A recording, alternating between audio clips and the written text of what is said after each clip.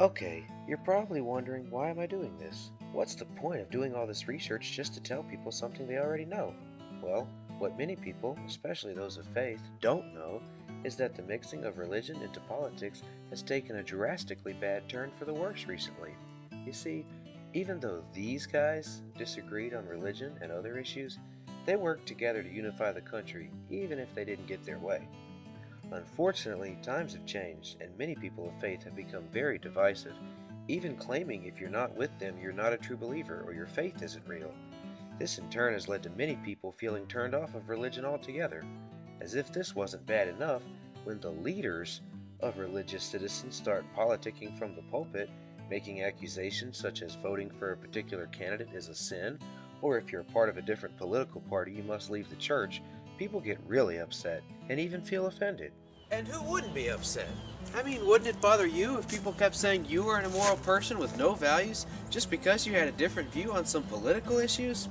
Instead of being threatened with hell for your opinion, you'd probably just say to hell with theirs. Although my story isn't exactly like this, it certainly has its similarities.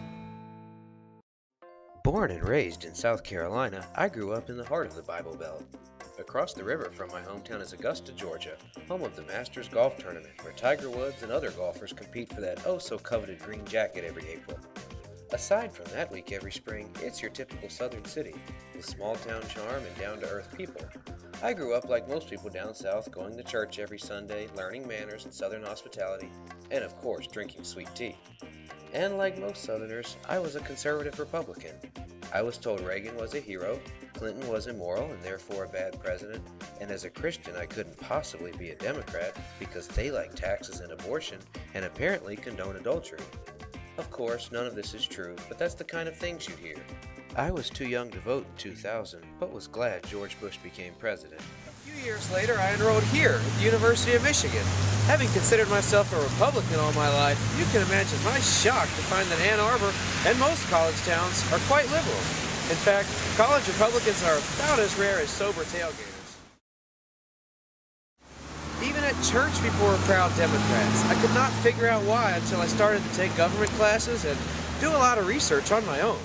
I started to actually read the Bible instead of just claiming to believe in a book I hadn't studied.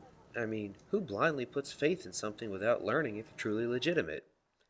Okay, bad example, but you get the point. The more I read, the more confused I became. You see, I had been listening to famous religious leaders like these, who claimed to be spreading the message of Christ, but in many cases what they were saying was the complete opposite of what Jesus said. Let me show you what I mean. On September 11, 2001, the worst terrorist attack ever on U.S. soil took place. In the days that followed, millions of Americans were understandably scared, not sure of what might happen next. Many Americans also went to church for the first time, hoping that a newfound faith in God could help them through this difficult time. But instead of comforting us in this moment of crisis, two of the most famous and influential Christian leaders instead chose to play the blame game. The ACLU's got to take a lot of blame for this. The abortionists have got to bear some burden for this because God will not be mocked, and when we destroy 40 million little innocent babies, we make God mad. I really believe that the pagans and the abortionists and the feminists and the gays and the lesbians who are actively trying to make that an alternative lifestyle, the ACLU, People for the American Way, all of them who tried to secularize America, I point the finger in their face and say, you helped this happen. Well, I totally concur. Okay, even if you think these people sinned so much that God convinced the terrorists to attack us, which is ridiculous, didn't Jesus say, "He who is without sin cast the first stone"? Jerry Falwell has since passed away, but Pat Robertson has continued to preach words that are contrary to the words of Christ. After Disney World announced they would have gay days at the park, he warned Floridians, saying, "I wouldn't be flying those flags in God's face if I were you.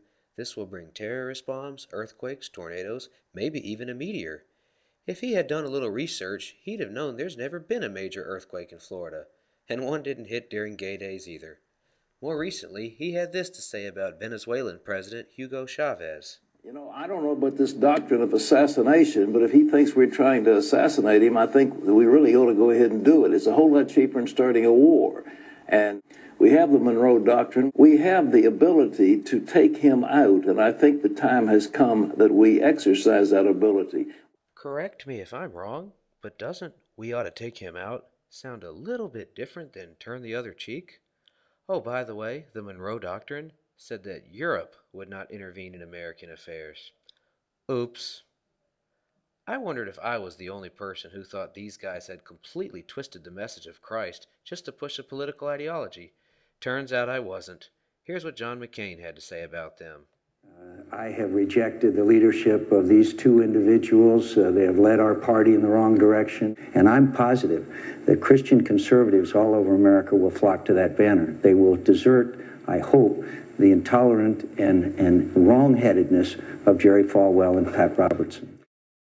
He emphasized their intolerance again, saying, "Neither party should be defined by pandering to the outer reaches of American politics and the agents of intolerance, whether they be Louis Farrakhan or Al Sharpton on the left, or Pat Robertson or Jerry Falwell on the right. We are the party of Abraham Lincoln, not Bob Jones."